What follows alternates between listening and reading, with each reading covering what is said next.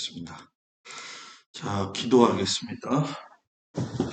하나님 은혜와 사랑 가운데 오늘도 저희들을 주의 전으로 불러주심을 감사드립니다. 배우고 거하는 일에 애쓰고 수고하고 최선을 다해서 가는 저희들 위해 하나님의 놀라우신 은혜와 사랑으로 주님 충만하게 하여 주옵소서.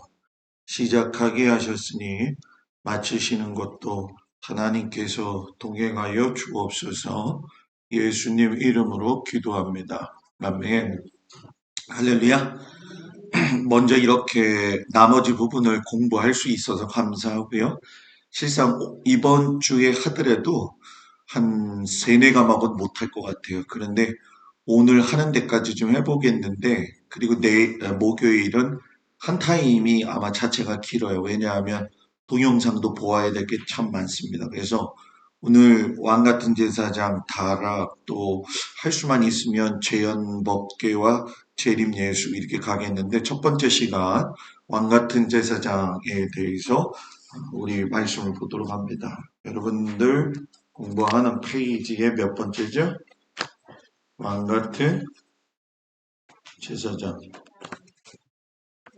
48페이지. 왕 같은 제사장 끝나면서 이제 우리가 다락도 좀 할 거고요. 10번 그리고 24반차 그거에 대해서도 오늘 좀 이야기하고요.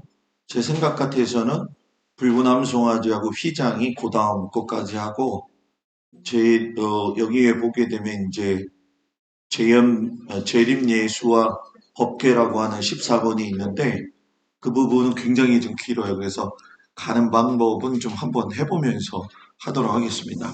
자, 앞에 보면은 왕 같은 제사장, 이걸 좀 다른 말로 부제로 이야기하면 왕이며 제사장. 자, 베드로전서 2장 9절 말씀이 앞에 있죠. 다 같이 한 목소리로 봉독합니다. 오직 너희는 택하신 족속이요 왕 같은 제사장들이요 거룩한 나라요 그의 소유된 백성이니 이는 너희를 어두운 데서 불러내어 그의 기이한 빛에 들어가게 하신 자의 아름다운 덕을 선전하게 하려 하심이라.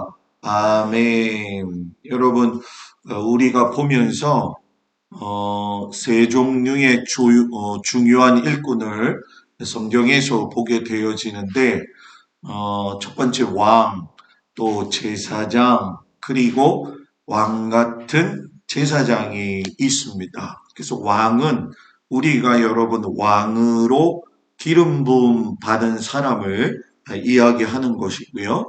그리고 제사장은 선지자로서도 부름받은 것인데 이제 우리가 잘 아는 것처럼 제사장 고유의 기름 부음에 대해서 이제 우리가 이제 말씀을 통해서 이제 깨닫게 되어지는 거죠. 지금 이게 우리가 나가고 있는지 안 나가고 있는지 좀 제가 보느냐고. 자, 그리고 왕 같은 제사장은 1번의 왕과 2번의 제사장의 그 직임을 똑같이 그대로 감당하는 사람을 이야기합니다. 그래서 성경에서 보게 되면 왕 같은 제사장으로서 동시에 두 개를 가지고 있는 사람이 드뭅니다. 그래서 예를 들면 다윗, 솔로몬, 예수 그리스도, 그리고 이제 맨 처음에 우리가 창세기에 나오는 멜기세덱이 있죠. 그래서 오늘 그 부분을 다룰 건데, 자, 성전을 봉헌식하고 나서 솔로몬의 이제 위임식과 더불어서 한꺼번에 이렇게 제사 드리는 모습을 볼 수가 있죠. 이거는 이제 제 삼성전 짓는 과정이 있는데 제가 요 등대가 왜 4개 있는가, 이 그림이 뭘 이야기하는 건가 굉장히 고민을 많이 했었어요. 그래서 이거를 이스라엘 성전 연구소 센터 안에 들어가서 보니까는 성전 평면도를 갖다가 하고 이제 드러내고 있는데 거기에 보니까 그 여인의 뜰이 있죠. 여기가 여인의 뜰이잖아요. 그죠? 여인의 뜰에 등대처럼은 생기지 않은 거고 조명이 중심에 4개가 있습니다. 그래가지고 밤에 예배드리러 오는 사람들, 기도하러 오는 사람들을 위해 가지고 저는 요번에 발견했어요. 그래가지고 그 불의 의미를 갖다가 이제 다음에 뭐 우리가 저기 뭡니까 그 구조에 대해서 이야기할 적에 아니면 제가 오늘 저녁이라도 있다가 아니면은 목요일이라도 그게 뭔 의미를 하는 건지에 대해서는 제가 말씀을 드릴게요. 그래서 이 그림이 상당히 좀 의미가 있다 이런 생각이 좀 들어져요. 그래서 요번에 그걸 발견하고 기분이 너무너무 좋았어요. 여러분들은 왜 목사님이 저 기분이 좋을까 생각할지 모르겠지만 모르는 걸 하나 발견하면 무지 좋습니다, 저는.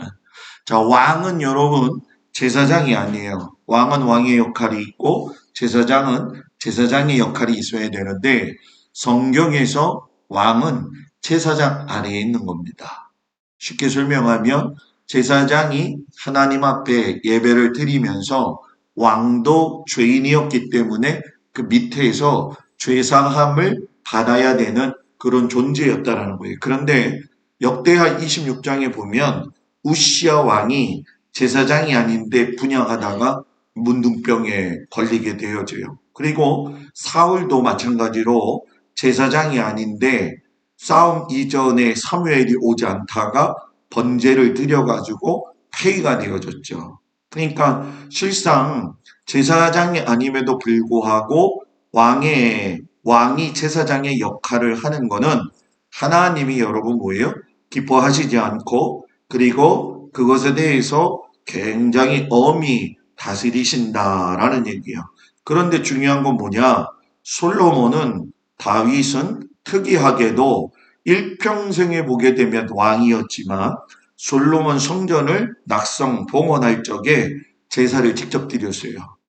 그리고 3,000마리의 번제를 드릴 적에도 제사를 드렸죠.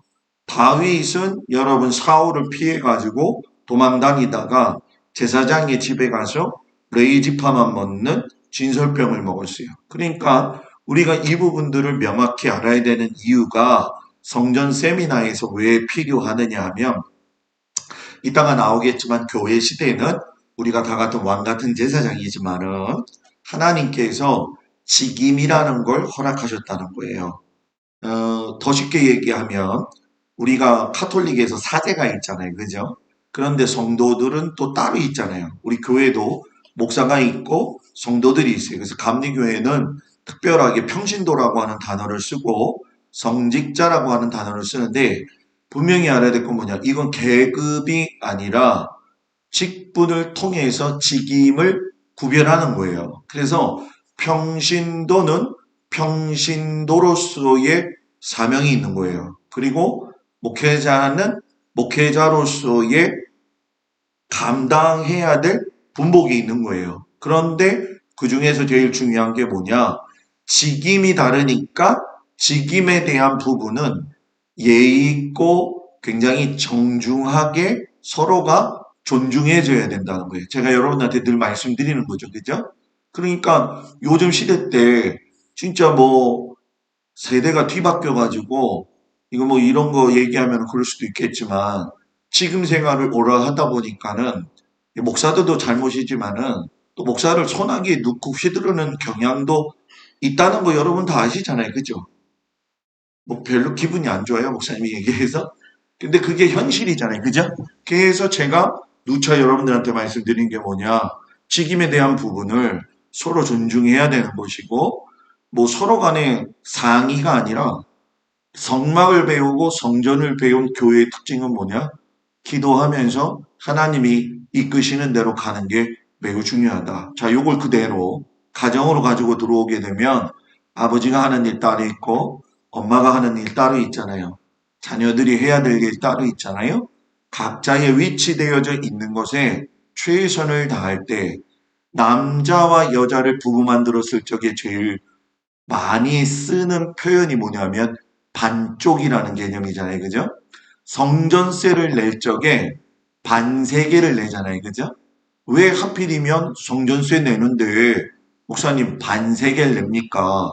한 세계를 내면 되는데 반세계의 의미도 예수님이 반세계를 대신 의미하면서 완전한 성전세로서의 역할을 감당하는 거예요. 그래서 부부도 반쪽인 내가 반쪽하고 살 때 좀 이해도 안 되고 예, 좀 감당이 안 돼도 그래도 없는 것보다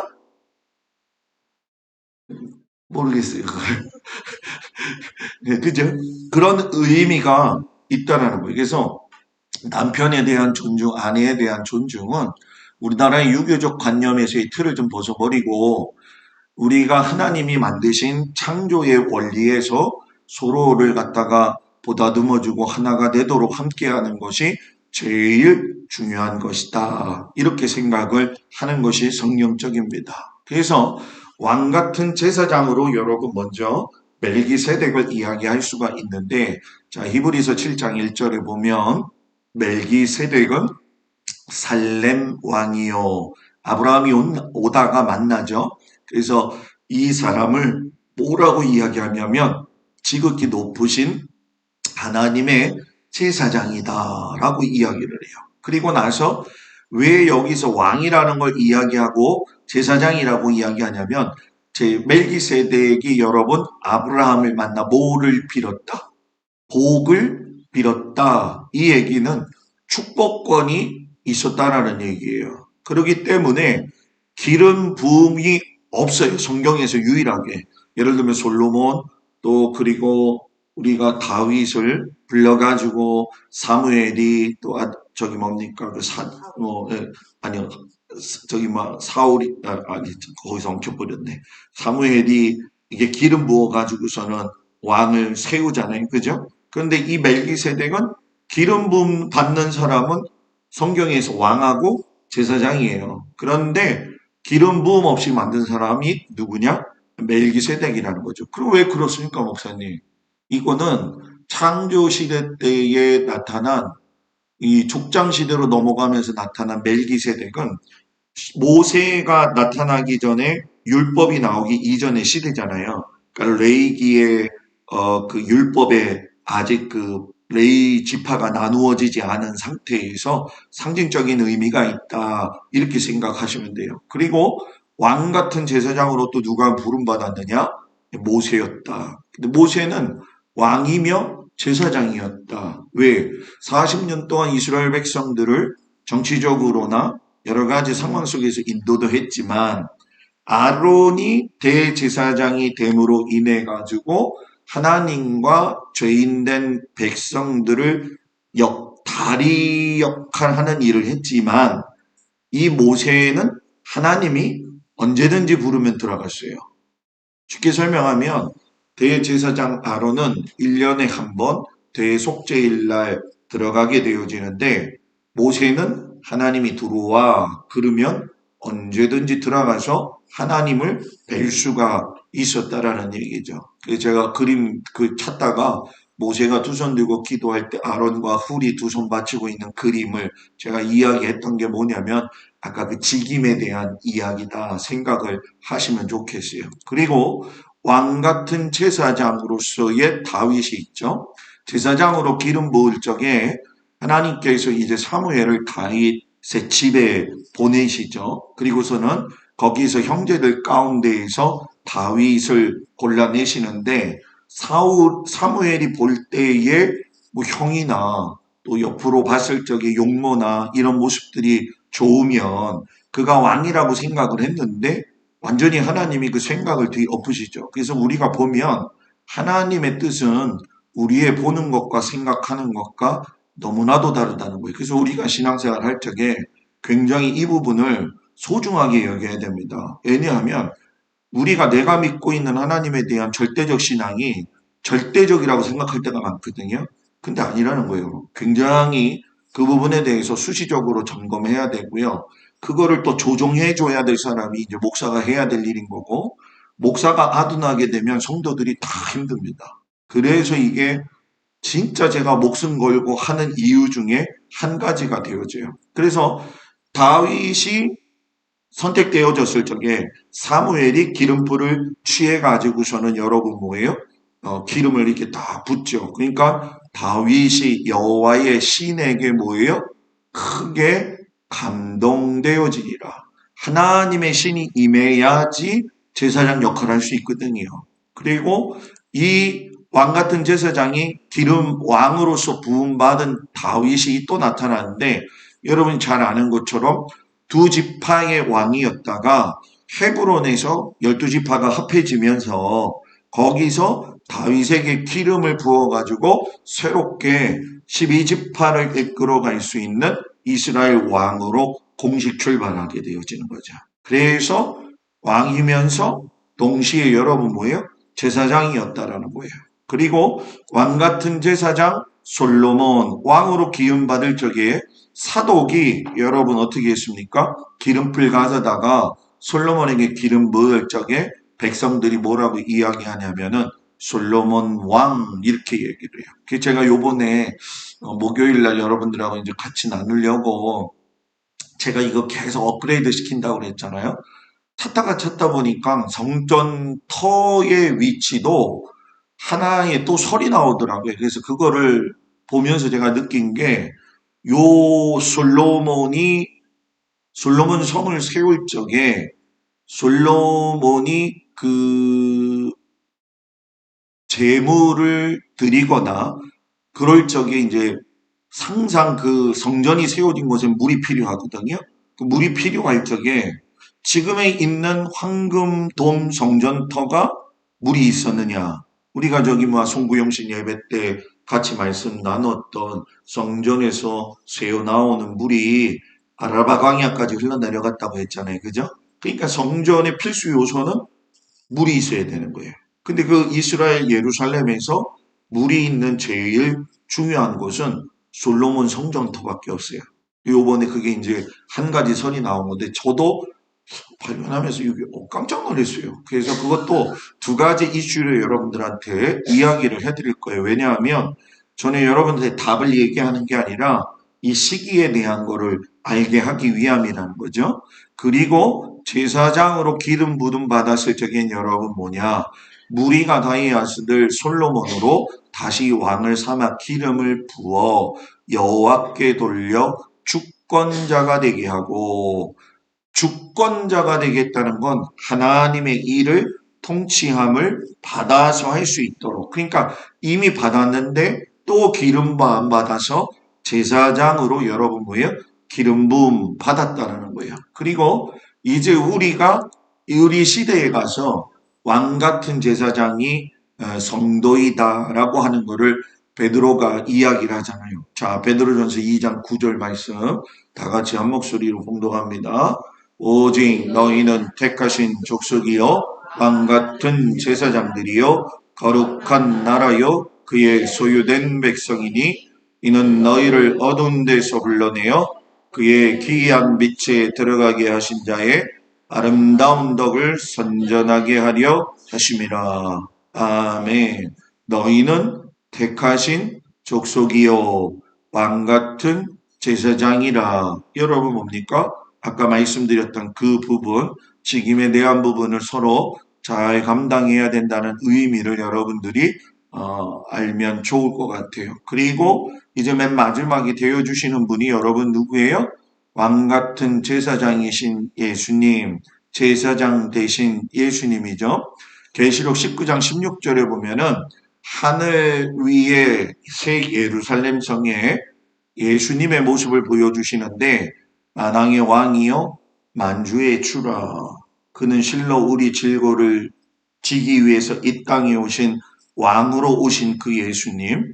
또 히브리서 7장 20절에 보면 예수께서 제사장 되신 것은 맹세 없이 된 것이 아니니. 그래서 그분은 우리가 잘 아는 것처럼 대제사장과 레위지파의 계열이 이제 율법이 끝나는 말라기 이후의 신약 시대에 오게 되면 예수님이 십자가에 달리심으로 그분이 어린 양으로서 붉은 피를 흘리심으로 그분이 양의 모습으로 성막에서 성전에서 잡혀갔던 그 모습으로 예수님이 여러분 뭐예요? 우리를 위해서 하나님과 나 사이에 막힌 담을 모두 하셨다라는 거죠. 그러니까 제사장이라는 건 결국 서로를 하나님과 나를 갖다가 뭐예요? 연결시켜 주시는 거라는 거죠. 그래서 이 왕 같은 제사장을 보면서 결론이 뭐냐? 이제 우리 모두는 뭐예요? 왕 같은 제사장이라는 거예요. 그렇기 때문에 제사 드릴 수 있다. 이 얘기는 무슨 얘기예요? 예배 드릴 수 있다. 이런 얘기예요. 그래서 예배는 특권이라는 거예요. 내가 하나님 앞에 회개하고 기도하고 말씀을 통해서 그래서 이번 주일날 설교 때 이제 그런 말씀을 같이 나누겠지만 하나님이 말씀이 육신되어 오신 분이 예수님이면 예수님은 그 하나님 자체고 말씀이신 그 예수님 말씀은 또 그 하나님이시다는 거예요. 그래서 성경의 말씀이 매우 중요한 건 뭐냐? 말씀이 예수님이고 말씀이 하나님이라는 얘기예요. 그래서 성경을 뭐 여기저기서 그냥 따가지고 내가 편한 대로 이용해서 먹는 그런 말씀이 아니라는 거예요, 여러분.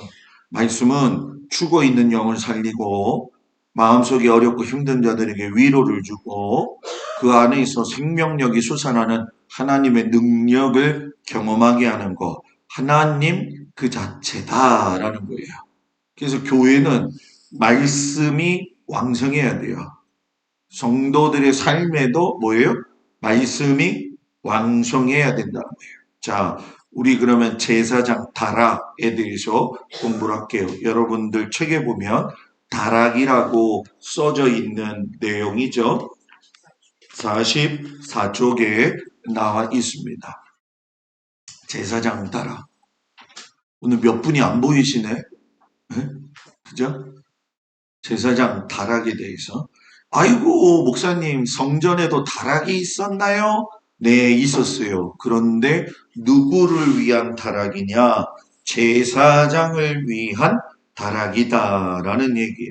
자, 여기 앞에 보시게 되면 보통에 우리가 성전을 보게 되어지면 지성소 둘레의 다락이다라고 이야기를 해요. 자, 이 기둥이 여러분 생각나세요? 무슨 기둥이라겠죠? 야긴과 보아스, 아간이 아니라 야긴과 보아스의 기둥이라고 했잖아요. 그죠? 그 옆에 보게 되면 이렇게 툭 튀어나온 부분이 있죠? 여기가 좌우로 해가지고서는 다락이 1층, 2층, 3층으로 연결되어져 있는 거예요. 그래서 이 그림에서 보시면 여기 구멍이 이렇게 나 있죠? 보이나요? 아, 여기 안 보이, 요 표시가 안 되는구나. 여기에 보면 지금 그 구멍이 숭숭숭숭 뚫려져 있죠. 예, 요것이 이제 다락의 위치가 되어져 있는 모습이에요. 그래서 왜 저거를 제사장 다락이라고 했는가? 이것도 성경적으로 보게 되어지면은 우리가 알 수가 있는데 다락에 대해서 우리가 다 같이 한번 성경을 읽어보겠습니다. 시작. 또 전해벽 곧 성소와 치성소의 벽에 연접하여 돌아가며 다락들을 건축하되 다락마다 돌아가며 골방들을 만들었으니 하층 다락의 광은 5규빗이요 중층 다락의 광은 6규빗이요 제3층 다락은 7규빗이라 전해벽 바깥으로 돌아가며 턱을 내어 골방 들보들로 전해변에 박히지 않게 하였으며 이 전은 건축할 때에 돌을 뜨는 곳에서 치석하고 가져다가 건축하였으므로 자, 그 다음 말씀 건축하는 동안에 전적에서는 방망이나 도끼나 모든 철연장 소리가 들리지 아니하며 중충 골방의 문은 전 오른편에 있는데 나사 무양 사닥다리로 말미암아 하층에서 중층에 오르고 중층에서 제3층에 오르게 하였더라. 전에 건축이 마치니라. 그 전은 백향목 석가래와 널판으로 덮었고 또 온전으로 돌아가며 고가 5규빗 되는 다락방을 건축하되 백향목 들보로 전에 연접하게 하였더라. 아멘. 읽어보면은 자세히 보지 않으면, 그냥 우리가 훌떡 지금 지나갔을 적에, 3층 돼 있는데 방 크기가 다 달랐구나. 그거 만드는데 돌을 갖다가 다른 데서 치석해가지고 왔기 때문에 천련장 소리가 들리지 않았구나. 또 밑에 파는 백향목으로 깔았고 이게 이제 대충 들어오는 거죠. 그래서 다락은 제사장들만 사용하는 박이에요. 여러분 잘 아시지만은 성막시대 때에는 레이지파가 장막을 위주로 해서 동서남북 할 적에 동쪽에는 모세와 아론이 살았고, 그죠? 서쪽, 남쪽, 북쪽에는 네 지파씩 해가지고서는 12지파가 진을 칠 적에 그 동쪽, 서쪽, 남쪽, 북쪽 지파 맨 앞에가 누가 살았느냐? 레이 지파의 자손들이 살았어요. 왜 그랬냐면은 성막이 이제 텐트니까 그 텐트를 해체하고 다시 만들 적에 각자 자기가 맡은 직무에 따라서 그것을 일사불란하게 할 수 있도록. 그렇기 때문에 성전 시대에는 그게 없잖아요. 그죠? 그러니까 성전 안에다가 제사장 방을 만들었는데 이 제사장 방은 쉽게 얘기하면 제사장들이 언제나 들어가서 휴식할 수 있고 영적인 기도 생활 할 수 있고 연구할 수 있는 제사장 방이에요. 그렇기 때문에 하나님의 일꾼의 방도 만들어지는 법칙이 있다라는 거예요. 그 중에 하나가 뭐냐면 사역의 원칙을 따라서 만들어졌는데 다락방이 몇 개냐라고 성경에는 말하지 않아요. 그런데 에스겔 성전의 다락이 30개인 것으로 보아서 30개다 이렇게 얘기하는데 역사가 요세푸스는 그 예수님 당시에 아주 유명한 역사가잖아요. 이 사람은 유대의 모든 역사 속에서 아주 소상히 우리가 모르는 것들을 밝혀준 사람이거든요. 이 사람도 30개였다라고 기록을 했어요. 근데 30은 숫자 값에서 제가 이야기했었죠. 30은 사역수예요. 왜 사역수죠? 예수님이 30세부터 일하셨잖아요. 그죠? 그래서 제사장을 선택해가지고 레이지파 계수할 때 보면은 실상 광야 생활 끝나고 보게 되면은 레이지파 계수가 상당히 줄어듭니다. 왜냐하면 레이지파가 하나님의 일을 열심히 하다 보니까 때로는 좀 어려움을 많이 당하기도 했잖아요. 그래서 나중에 가서 보게 되면 레이지파가 너무 일할 사람이 없게 되어지니까 그때 보충적으로 대체시킨 사람들이 누구냐? 여러분들이 잘 알고 있는 나시린이라는 거예요, 나시린. 그래서 나시린을 이야기할 적에 보충적 제사장, 비상적 제사장이다. 이렇게 얘기를 해요. 그래서 나시린, 그래서 사사시대 때 보면 뭐 삼손뿐만이 아니라 뭐 나시린 이렇게 얘기 나오면 그들은 제사장의 역할까지 준하는 자들이었어요.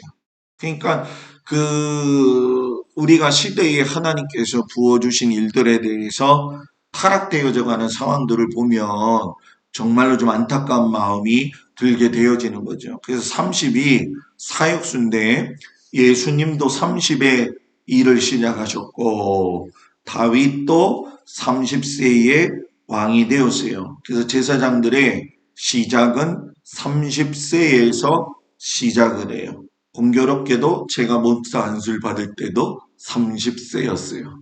30세. 제사장 방은 뭐냐? 놀기에 적당하거나 공부하기에 적당한 방이 아니라 하나님의 일하기 위해서 만들어진 적당한 방이었다라는 거예요. 그리고 이 다락을 만들 때에도 하나님 중심의 원칙이 있는데 다락은 3층이죠. 3은 성부, 성자, 성령, 삼위일체주죠. 하나님도 3층 천에 계시죠. 여러분 방주도 3층으로 만들었어요. 성막도 뜰, 여러분 뭐예요? 성소, 지성소. 이렇게 세 부분이잖아요. 그죠? 그러니까 잘 보십시오. 뜰, 성소, 지성소. 1층 천, 2층 천, 3층 천. 올라갈수록 하나님께로 더 가까이 가는 거예요. 그죠? 속된 것에서 올라가면 영적인 것으로 하나님에게 올라가는 거예요. 신앙이 왜 성장해야 되느냐? 교만하라고 성장하는 게 아니라 하나님하고 더 가까워지게 해서 올라가라는 거예요. 하나님하고 여러분 뭐예요? 더 가까워지기 위해서 올라가야 된다는 거예요. 그래서 항상의 원리인데 1층이 몇 급이? 5급이, 2층이 6급이, 3층이 7급이. 그래서 옆에 그림을 보시면 방이 조그마죠, 그죠? 1층 5규빗, 6규빗, 7규빗 이렇게 해가지고 아까 이야기했던 나사 모양으로 해가지고 올라가게 되어져요. 그래서 1층, 2층, 3층 나사의 모형은 여러분 그 뜻한 바가 있는데 올라갈수록 하나님께로 더 가까이, 올라갈수록 하나님하고 더 깊은 교제. 나의 신앙의 성장은 하나님을 알면 알수록 더 깊이, 더 하나님 앞에 거룩하게 우리들 스스로를 바라보면서 점검해야 된다는 거예요. 그래서 하나님의 사랑의 신앙이 향상되어지고 올라간다라는 얘기는 자신의 실체를 제대로 알기 시작하면 그때부터는 올라가는 거예요. 아, 하나님 앞에 나는 무조건 죄인입니다. 무조건 죄입니다. 내가 뭐 그렇게 잘난 게 있겠습니까, 하나님? 어떤 분들은 이게 뭐, 목사님, 예수 안에서 구원받은 너무 자기 비하 아닙니까? 여러분, 사람은요, 정말 무서운 존재예요. 왜냐하면, 평안하다. 평안하다고 하면요, 뒤로 그냥 넘어져서 자빠져가지고 그냥 지나고요. 어려우면 또 하나님 붙들고요. 언제 그랬냐는 식으로 홀까닥 바뀌거든요. 하나님은 손바닥 사람 원하지 않고, 냄비 뚜껑 같은 사람 원하지 않고, 좀 뭉근하게 하나님 앞에서 그래서 여러분이 우리가 신앙생활하면서 영적인 삶을 굉장히 고수해야 되는 게 뭐냐 하면은 나라는 사람이 약간의 긴장이 풀어지면 진짜 하나님하고요 순식간에 무너지더라고요. 순식간에 무너져. 탑을 쌓고 건물을 세우는 데는 되게 오래 걸리는데요. 무너뜨리는 건 여러분 뭐예요? 한 번이면 끝난다는 거죠. 그러니까 신앙을 왜 제가 여러분들한테 자꾸 강조하고 이렇게 얘기하냐면 진짜 은혜스럽다고 하는 사람이 어떨 때는요. 진짜 은혜스럽게 무서운 사람이 될 때 있어요. 말이 좀 웃기죠. 그죠? 진짜 은혜스럽게 무서운 사람이 될 때가 있어요. 목사도 은혜스럽게 출발했다가 진짜 은혜스러운 것만 좋아하다가 끝나는 사람들도 많잖아요. 이래저래 제가 이런 강의를 하게 되면 성도들만 이야기하지 않아요. 그러면 보통 그런다고 목사님이니까 목사님 가제는 뭐라고 해요? 개편이래. 내가 무슨 가제인가? 그게 아니라는 거예요. 다 알 거는 알고 가야 되고 인정해야 될 건 인정하고 가는 게 좋아요. 그래서 제가 이걸 보니까는 이 사진이 참 은혜스럽더라고요.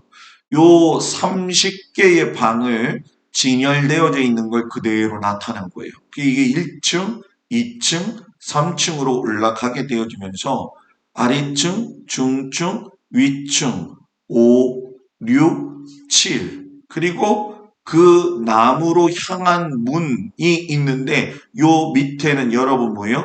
원형 계단 요 나사가 있으면서 올라가면서 골방까지 됐던 거예요. 우리가 그래서 골방으로 들어가서 기도하라. 그 내용의 그 의미가 바로 이 의미죠. 그래서 제가 평면도를 보게 되어지니까는 이 평면도에서 제가 별표 하나 쳤죠. 요것이 뭡니까?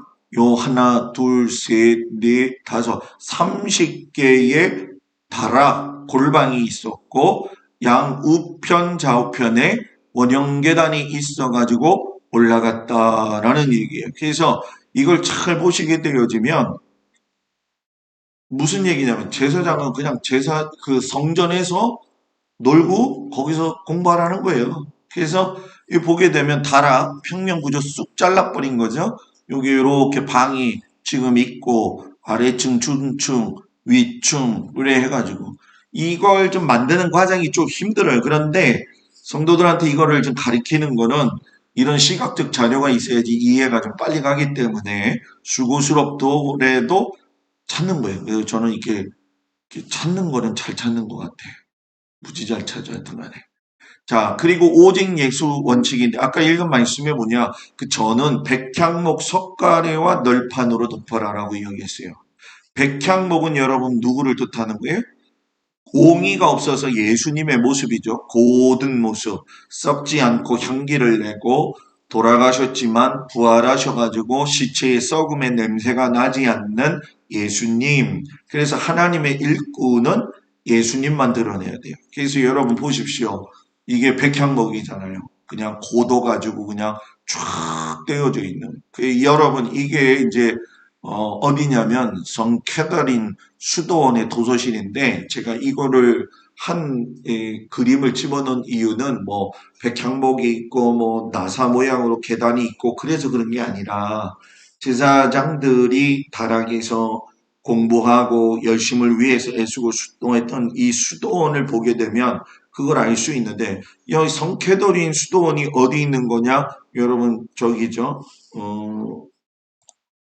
이렇게 보여드리면 이게 이제 성 캐더린 수도원이거든요.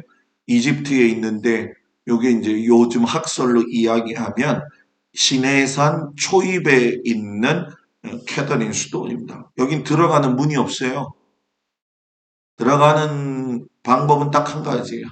위에서 바구니를 내려줘야지 올라가요. 죽어도 바구니로 내려오든지 그 안에서 죽든지. 그러니까 한 번 들어가게 되면 영원히 못 내. 이제 시내산 올라가는 사람들이 이 캐더린 수도원 앞에 이제 돌로 된 그 저기 뭐 그 스탠드 같이가 있어요. 거기에 탁 앉아 있잖아요. 그러면 여기에 수많은 낙타들을 탁 데리고 올라와요. 그러면 1인당 얼마였더라? 10불인가 그 당시에는. 지금은 못 한대요. 왜냐면 타고 올라가다가 떨어져가지고 죽어가지고 이게 저도 새벽에 맨정신이 아니고 새벽 3시인가 4시에 타고 올라갔거든. 올라가서 보니까 안 보고 올라온 게 참 은혜다. 밑에가 낭떠러져 그냥.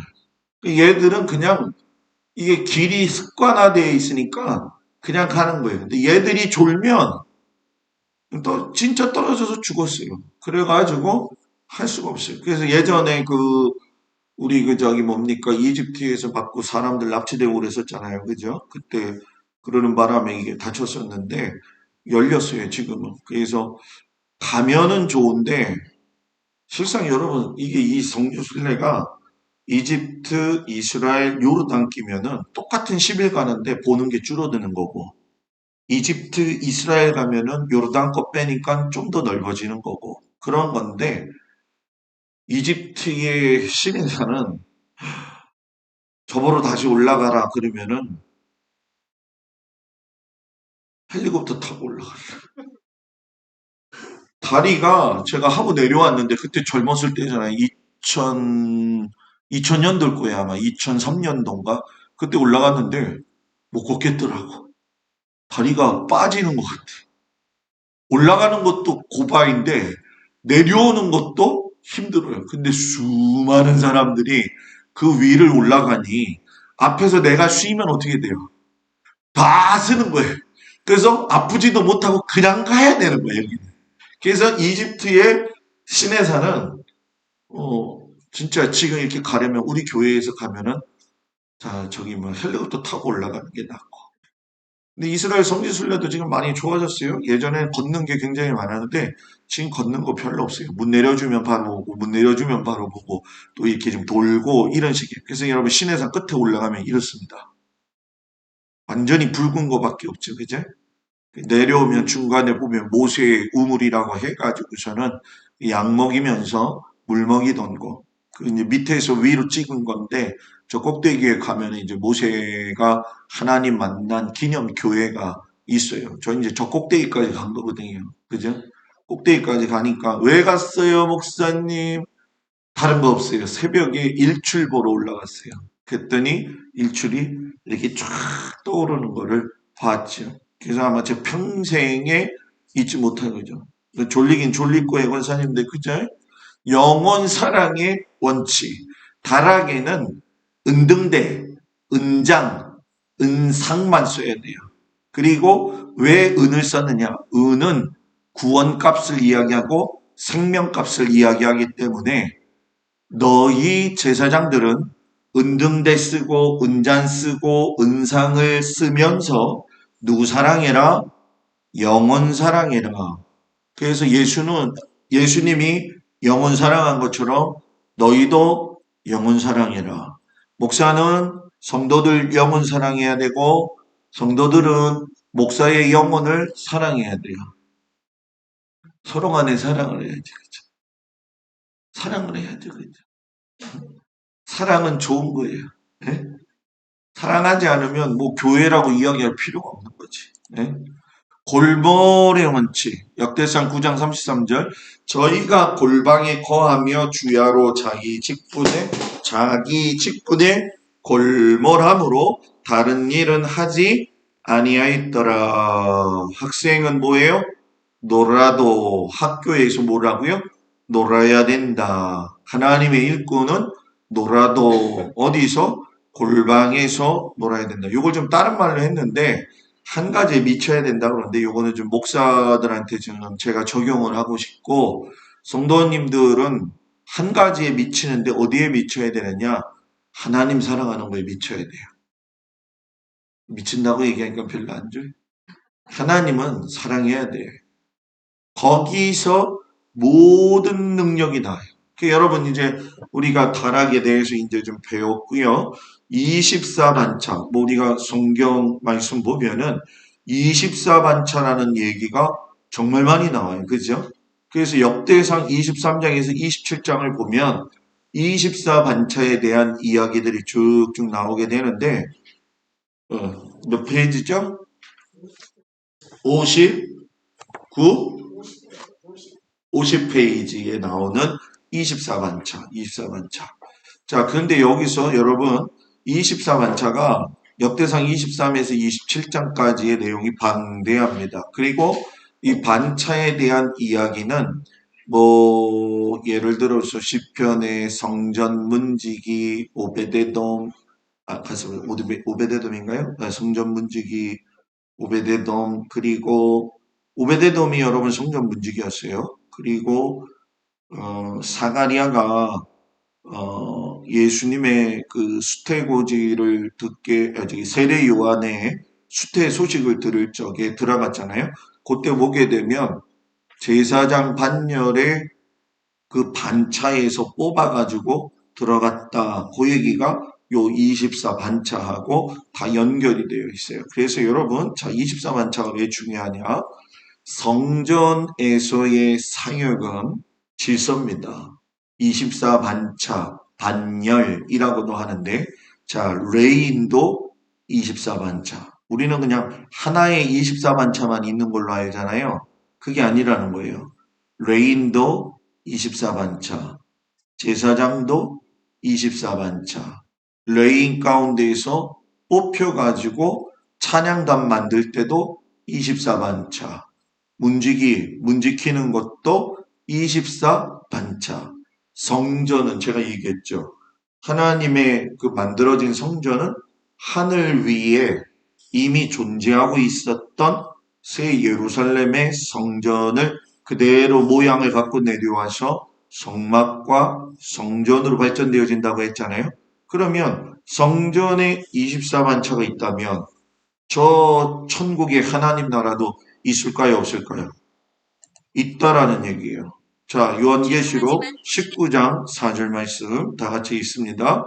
또 24장로와 내 생물이 엎드려 보좌에 앉으신 하나님께 경배하여 가로되 아멘 할렐루야 하니. 여러분 뭐예요? 24장로가 천국에도 있더라는 거죠. 그래서 가상의 그림을 보니까 24 장로와 네 가지의 생물들의 모습을 가지고 있어요. 그죠?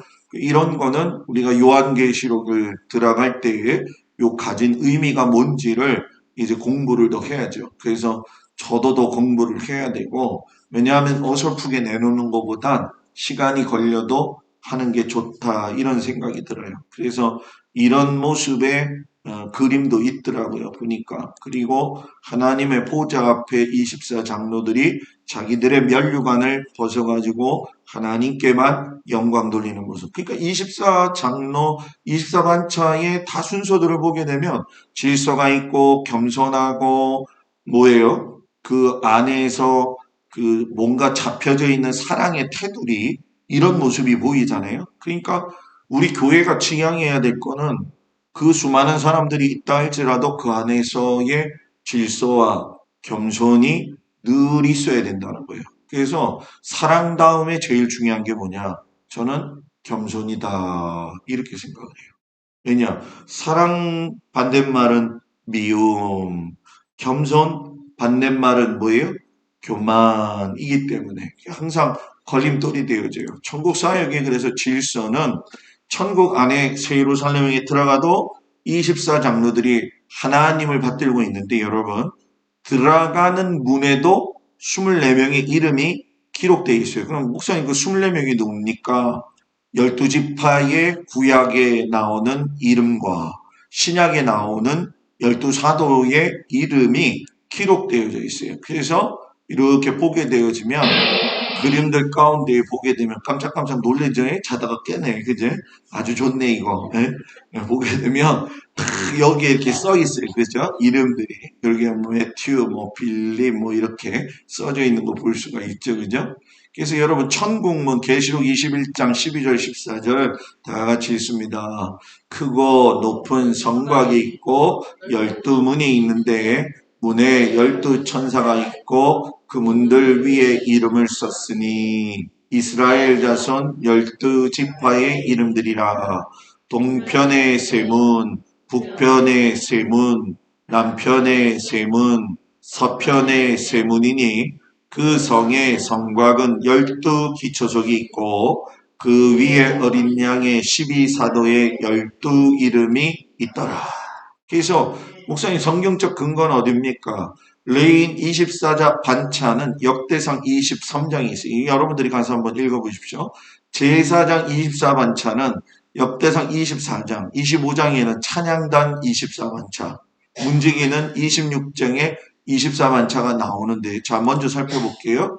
레인 23반차는 왜 그랬냐면 당시에 역대상을 쓸 적에 30세 이상 레인이 3만 8천 명이었어요. 근데 레이의 세 아들이 자연적으로 게르손과 그앗과 고앗이라고도 얘기합니다. 무라리가 아들들은 이제 자녀들을 낳았는데, 게르손은 10명의 아들, 그 고앗, 그앗 자손은 9의 아들, 무라리는 5 아들을 낳았어요. 그래서 이걸 다 합해보면 자연적으로 여러분 뭐예요? 24반차가 만들어져 가지고 그 순서에 따라 가지고서는 일을 했단 말이죠. 그런데 이 24반차들이 나누어져서 했던 일들이 뭐였느냐 하면은 성막전, 성막들, 성막, 여기는 성전이라고 해도 돼요. 성전, 성전들, 여기 골방, 이런 것들을 섬기는 일. 그리고 하나님 앞에 드리는 성물을 정결케 하는 일. 진설병 만들어가지고 안식일마다 바꾸고 소제를 만드는 거. 소제는 무슨 제사? 곡식제사. 그래서 그런 과정이 필요했죠. 그리고 새벽과 저녁에도 축사하고 찬송하고, 그리고 안식일, 초하루, 절기변적. 제가 교회에서 이 초하루 굉장히 강조하는데, 월사, 그죠? 이거 이렇게 중요하게 안 여기더라고. 중요하게. 그냥 월삭이니까 목사님 그냥 월의 첫째 날. 여러분 진짜 월삭 지키려면 어떻게 해야 되는 줄 알아요? 매월의 첫날이 아니에요. 이스라엘의 원력으로 월삭되는 1일에 해야 돼요. 그게 진짜 월삭 예배입니다. 그래서 안식일 예배, 주일 예배라고 하지만 율법적으로 지키면서 나름대로 의미를 부여하는 사람들은 샤bat 예배라고도 이야기를 하죠. 그래서 지금 한국 교회가 월상 예배가 이제 초하루 예배가 굉장히 정착화되어져 가고 있는 걸 보는데 그 중에서도 아직은 이스라엘의 원력을 따라 가지고 월상 예배하는 데는 제가 보면 100교회에서 100교회가 아니지 한 만교에서 하나 있을까 말까 그렇게 생각이 돼요. 그렇게 그 정도로 인식이 아주 부족하다라는 거죠. 우리 교회도 진짜 월삭을 지켰으면 좋겠다 이런 생각이 들어져요. 저는 그래서 어느 시점에 가면 좀 해보자. 그래서 성막과 성전 뭐 그냥 그 뭡니까 아주 어렵고 힘든 일들은 다 감당했어요. 이 안에서도 보면 뭐 이 진설병 다 바꾸고 등대 감감하고 요것만 이 사람만 누구? 대제사장. 그냥 제사장이 아니라 대제사장. 엄매 깜짝 놀래요. 그죠? 예. 이렇게 해가지고 이들이 와가지고 뭐예요? 제사 드린 피를 갖다가 탁 떠가지고 보여주는 니들 제사함 받았다. 이렇게 보여주는 거죠. 그죠? 놀라운 일치죠. 24반차를 일부러 만든 게 아니라 레이가 세 아들 낳아가지고 그 합계가 24명이 되어서 그러니까 하나님은 하나님의 질서 법칙을 벌써 이미 만들어 놓으셨다. 그러니까 교회의 질서도 목사들이 가르쳐야 되겠지만 이미 우리 신앙의 질서는 하나님이 다 만들어 놓으셨다는 거예요. 그리고 제사장 아론의 24반차. 자, 역대상 24장 1절 5절 다 같이 합니다. 아론의 반차가 이러하니라. 엘르아살 자손의 족장이 16이요. 이다말 자손은 그 열조의 집을 따라 여덟이라. 이에 제비 뽑아 피차에 차등이 없이 나누었으니 24반차가 일주일씩 교대해가지고 안식일 들어가서 입번해가지고서는 일을 했다라는 거예요. 그러니까 여러분 여기 이제 그림에서 보시면 아시겠지만 이 대제사장들이 이렇게 들어갈 때마다 교육을 하죠. 왜냐하면은 어떻게 하나님 앞에 이 예배를 인도해야 되느냐, 이것이 얼마나 성스러운 것이냐 하면서 이제 막 앞에서 이제 잔소리 하는 게 아니라 여러분 뭐예요? 가르쳐 주는 거죠. 막 기도하는 모습, 진짜 심히 고민하는 모습 여러분 보죠. 그래서 이 레이와 아론을 보게 되면 여러분, 아브라함은 이삭 야곱 하면서 12아들 낳아서 12지파 됐어요.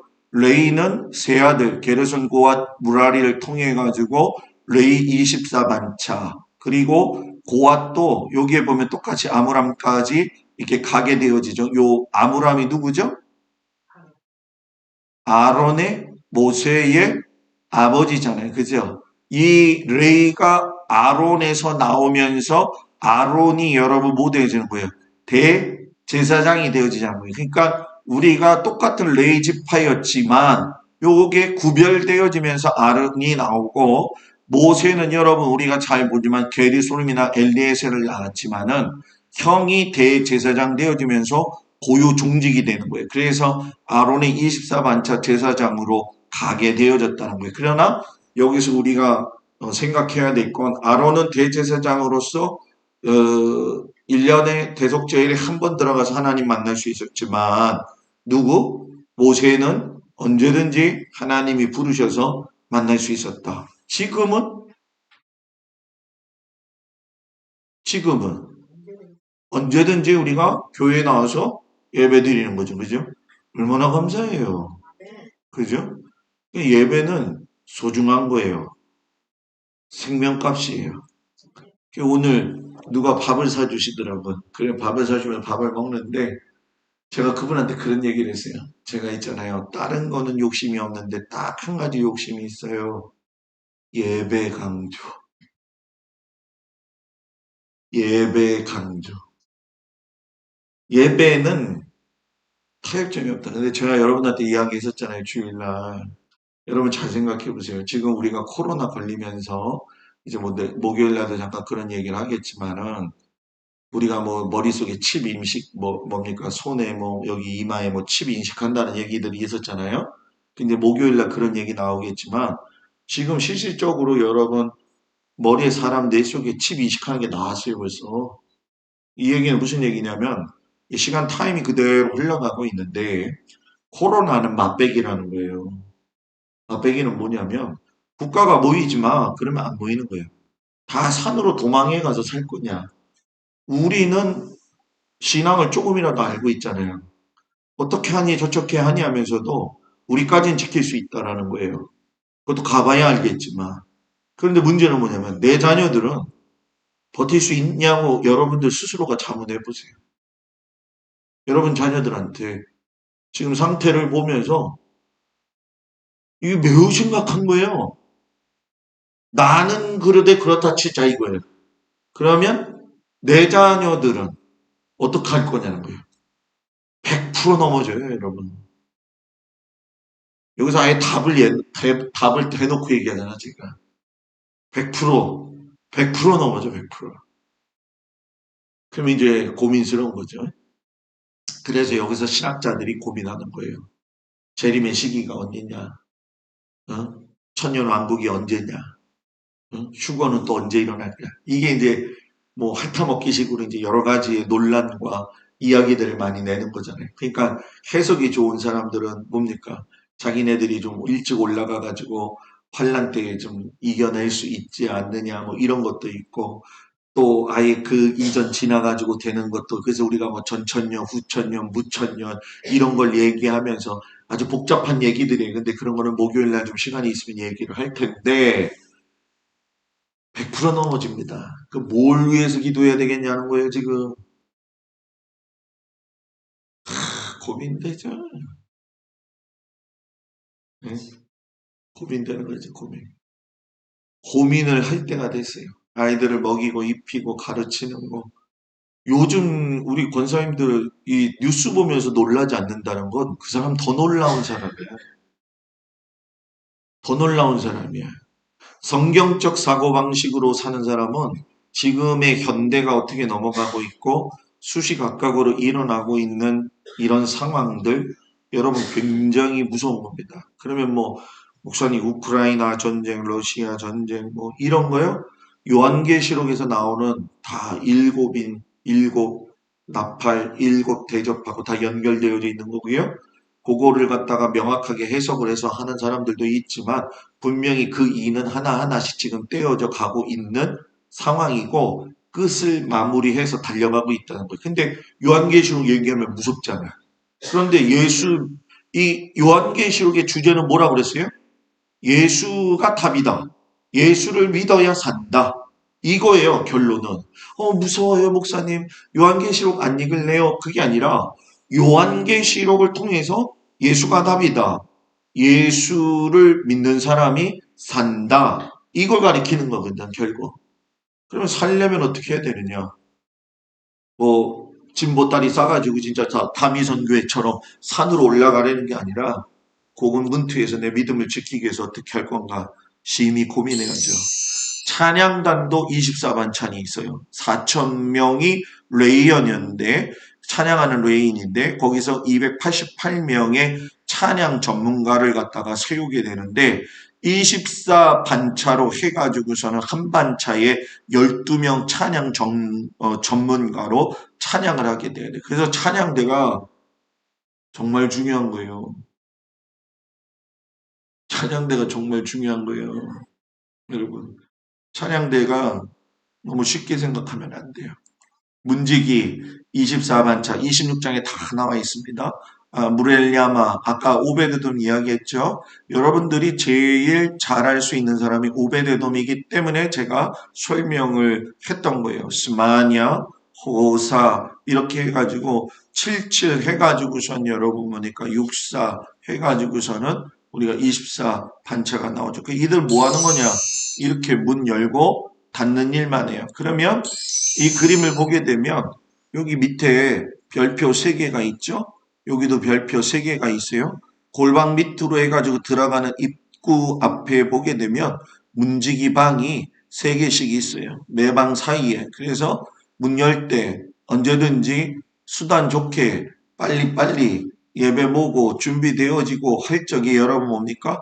다 준비했다는 거예요. 그러니까 이 오베데돔이 그런 얘기를 하잖아요. 나는 하나님 집 전에 문지기로도 있는 것이 좋사오니. 문지기 하려면 좋아하겠어요, 권사님들? 김희진 권사님 문지켜요. 그러면 좋아하겠어요? 응? 문 열고 닫으세요. 오면 문 열어주세요. 닫아주세요. 이것도 즐겁다는 거예요. 그러니까 교회 안에서의 주의 사명을 감당하는 일은 한치라도 부끄러운 것이 있다 없다 없다라는 거예요. 그래서 여러분 우리가 24반차를 끝내면서 놀라운 거는 뭐냐? 24반차는 여러분 뭐예요? 놀랍게 일치가 됐고 천국 모습이라는 거죠. 그래서 여러분 24반차를 이야기할 적에 문지기 24명을 얘기하는데 동방, 북방, 남방에 이렇게 정해놨는데 곡간에는 둘이다 이렇게 얘기해요. 그 이유가 뭐냐면 곡간은 두 곳밖에 없었기 때문에. 그래서 하나님의 전곡간, 성물곡간. 여러분 이 히스기야 왕이 병들어서 나왔을 적에 성물, 성전 곡간 보여줘가지고서는 여러분 어떻게 됐어요? 왕궁의 곡간 보여줘가지고서는 결국은 망하는 게 되어지잖아요. 그러니까 여러분 성전은 재림 예수님 이후에 천국사의 모습을 알려주고 있는 거예요. 그래서 24반차가 그냥 뭐 말로만 들어서 24반차가 아니라 성전도 24반차, 하나님 나라도 24반차 이런 체계로 하나님의 나라는 이루어진다. 여기서 경각심을 가졌고 우리가 생각해야 될 거는 모든 것이 질서 안에서 겸손하게 서로를 섬기며 감당해야 된다. 아멘. 자, 우리 잠깐 쉬는 타임을 갖도록 하겠습니다. 자, 우리 간식 먹겠습니다. 이 호두 과자에 또 앙버터가 있는 거를 또 어디서 이렇게 기지개 좀 피시고.